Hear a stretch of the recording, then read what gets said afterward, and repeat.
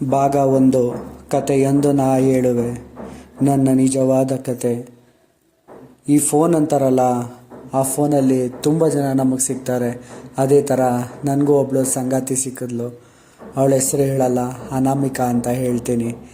ಏನಂದರೆ ಅವಳನ್ನ ತುಂಬ ಹಚ್ಕೊಂಡಿದ್ದೆ. ಅವಳು ಹೆಂಗೆ ಸಿಕ್ಕಿದ್ಲು ಅಂದರೆ, ಒಂದು ಫೋನಲ್ಲಿ ಹೀಗೆ ಮೆಸೇಜ್ ಮಾಡಬೇಕಂದ್ರೆ ಅನ್ನೋನ್ ನಂಬರಾಗ ಅವಳಿಗೆ ಮೆಸೇಜ್ ಹೋಯ್ತು. ಆ ಮೆಸೇಜಲ್ಲಿ ಹಾಯ್ ಅಂತ ಕಳಿಸ್ದೆ. ಅವಳು ಆ ಕಡೆಯಿಂದ ಹಾಯ್ ಅಂತ ಮೆಸೇಜ್ ಬಂತು. ಹಾಗೆ ಅವಳ ಹತ್ರ ಮಾತಾಡ್ತಾ ಫ್ರೆಂಡ್ಶಿಪ್ ಬೆಳೆಸ್ಕೊಂಡಾದ್ಮೇಲೆ ಹೀಗೆ ಒಂದು ದಿವಸ ಅವಳನ್ನ ಇಷ್ಟಪಡ್ತಾಯಿದ್ದೀನಿ ಅಂತ ಹೇಳಿದೆ.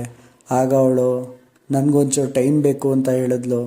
ಸರಿ ಅಂತ ಟೈಮ್ ಕೊಟ್ಟು ಸ್ವಲ್ಪ ದಿವಸಕ್ಕೆ ನನಗೂ ನೀನಂದರೆ ಇಷ್ಟ ಅಂತ ಹೇಳಿದ್ಲು.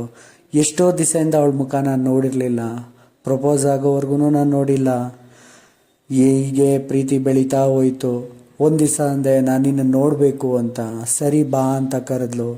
ಬೆಂಗಳೂರಿಂದ 150 ಕಿಲೋಮೀಟ್ರ್ ದೂರ ಹೋದೆ. ಅವಳನ್ನ ನೋಡಿದ ತಕ್ಷಣ ಎಷ್ಟೋ ದಿವಸದಿಂದ ಸಿಗದೆ ಇರೋ ಆನಂದ ನನಗಾಯಿತು. ಅವಳನ್ನ ನೋಡಿ ಫಸ್ಟ್ ನಾವು ಹೋಗಿದ್ದೆ ಗಣೇಶ ದೇವಸ್ಥಾನಕ್ಕೆ. ಆ ದೇವಸ್ಥಾನದಲ್ಲಿ ಆ ದೇವ್ರನ್ನ ಕೈ ಮುಗಿದು ಬೇಡ್ಕೊಂಡೆ, ಜೀವನ ಪೂರ್ತಿ ಅವಳ ಜೊತೆ ಇರಬೇಕು ಅಂತ. ಅವಳು ನನಗೆ ಜೀವನ ಪೂರ್ತಿ ಜೊತೆಗಿರ್ತೀನಿ ಅಂತ ಆಣೆ ಭಾಷೆ ಮಾಡಿದ್ಲು. ಅದಾದಮೇಲೆ ಅಲ್ಲಿಂದ ಅವಳನ್ನ ಕಾಲೇಜಿಗೆ ಬಿಟ್ಟು ವಾಪಸ್ ಬಂದಾದಮೇಲೆ ಹಾಗೇ ನಮ್ಮ ಪ್ರೀತಿ ನಡೀತಾ ಇತ್ತು. ತುಂಬ ಹಚ್ಕೊತಾ ಹೋದೆ. ತುಂಬ ಅಂದರೆ ಪ್ರಾಣ ಕೊಡೋಷ್ಟು ಹಚ್ಕೊಂಡೋದೆ.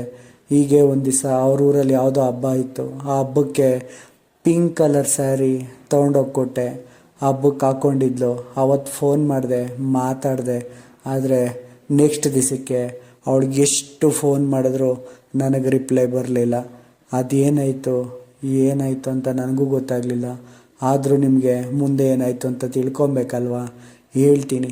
ಹೇಳೋಕ್ಕೆ ಮುಂಚೆ ನಿಮ್ಗೆ ಇಷ್ಟ ಆಗಿದ್ದರೆ ದಯವಿಟ್ಟು ಒಂದು ಲೈಕ್ ಕೊಡಿ ನನಗೆ.